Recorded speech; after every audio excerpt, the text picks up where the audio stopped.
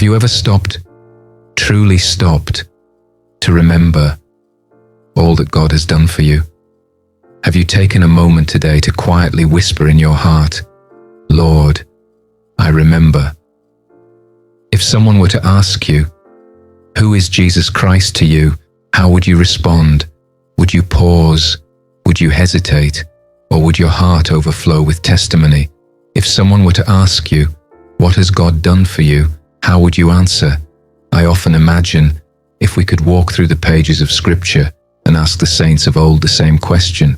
If we were to ask Lazarus, who is Jesus Christ to you, I believe he would say, Jesus Christ is the giver of life.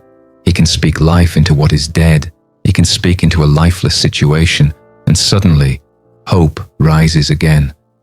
If we were to ask the woman with the issue of blood, I can almost hear her voice trembling as she whispers, I touched the hem of his garment, and he healed me. He made me whole. He is my healer, and I will never forget it. And if we were to ask Apostle Paul, what would he say? I believe Paul would testify of the immeasurable love of Christ. He loved me, even when I was unlovable. He forgave me, even when I was persecuting his church. He gave me purpose. When my life was filled with anger and hate, his love changed me forever. What about Ruth? I imagine her testimony would be simple, and yet so profound. The favor of God lifted me from obscurity to destiny. He placed me where I never could have gone on my own. And Job, the man who lost it all, and then saw God restore him. Oh, how Job would cry out, the Lord is faithful, he restores. Even when hope is gone, even when life feels shattered, he is able to give back more than the enemy has stolen. Beloved, what about you? Who is Jesus Christ to you? What has the Lord done for you? Your testimony matters. Sometimes, to truly appreciate the goodness of God, we have to pause and look back. We have to remember the pit he pulled us out of, the chains he broke, the nights he carried us, when no one else knew we were barely holding on. Think about it for a moment. The demon-possessed man in Luke chapter 8 had a testimony too. Scripture says in verses 38 and 39, Now the man from whom the demons had departed begged him that he might be with him.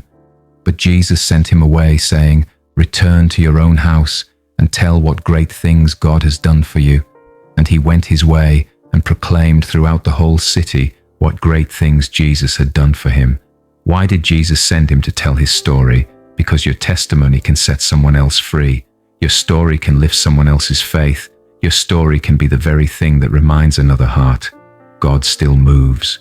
God still saves. God still heals. I wonder today, have you shared your story? Not to boast, not to draw attention to yourself, but to glorify Jesus Christ. Your testimony is a weapon against the enemy. Revelation chapter 12 verse 11 says, They overcame him by the blood of the Lamb and by the word of their testimony. Yes, your testimony is proof that hell lost another one. So, I invite you now to remember, to reflect, and to give thanks. Prayer begins. Lord Jesus, you are Alpha and Omega, the King of Kings, the Lord of Lords. I lift my voice in gratitude, and I whisper from the depths of my soul, Thank you. Thank you for all that you have done. Thank you for all that you are doing. Thank you for all that you will do. You are my good shepherd, my hiding place, my strong tower. You are the one who carried me when I could not walk, the one who shielded me from attacks I never even saw coming, the one who whispered hope when my heart was breaking. I praise you because I am not where I used to be. I thank you for pulling me from darkness into your marvelous light. I thank you for grace and mercy, grace that covered me when I was guilty, mercy that found me when I was lost. Lord Jesus, give me the boldness to speak of your goodness.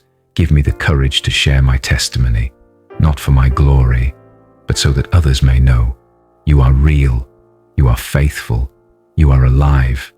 Your word in 2 Timothy chapter 1 verses 8 and 9 reminds me, do not be ashamed of the testimony of our Lord, but share with me in the sufferings for the gospel, according to the power of God, who has saved us and called us with a holy calling, not according to our works, but according to his own purpose and grace, which was given to us in Christ Jesus before time began. Lord, I will not be ashamed. I will speak of your goodness. I will declare your faithfulness. I will testify that you saved me from sin, from fear, from death, and from eternal separation from you. I will testify that you gave me purpose. You gave me hope. You gave me life. Romans chapter 1 verse 16 declares, "For I am not ashamed of the gospel of Christ, for it is the power of God unto salvation to everyone who believes." O Lord, let my life be a living testimony of that power. Strengthen my faith. When I am weak, be my strength. When I am fearful, be my courage. When I am lost, be my guide. Your word in Matthew 17 verse 20 reminds me, "If you have faith the size of a mustard seed, you will say to this mountain, 'Move,' and it will move, and nothing will be impossible for you." Give me that kind of faith, the faith that moves mountains, the faith that believes, even when the storm rages, the faith that sings, even in the midnight hour. I thank you because your word in Isaiah 41 verse 10 promises, "Fear not, for I am with you. Be not dismayed, for I am your God. I will strengthen you. Yes, I will help you. I will uphold you with my righteous right hand." Lord, I hold on to that promise today. I hold on, even when life feels heavy. I hold on, because I know you will never let me go. Thank you for hearing my prayer. Thank you for receiving my worship, and I declare, in the mighty name of Jesus Christ, Amen and Amen. Beloved, if this prayer touched your heart, if this message reminded you of God's goodness, I invite you to type Amen in the comments as a step of faith. Tell us your testimony. Let us know how we can pray for you. We read every single comment and we pray over them. Make sure you subscribe so we can grow together as a family of believers. And please, share this message with someone you love. When you share this, you are spreading the gospel and you are part of God's mission.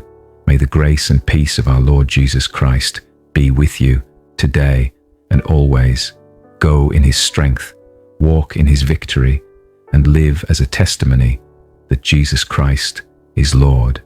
Amen.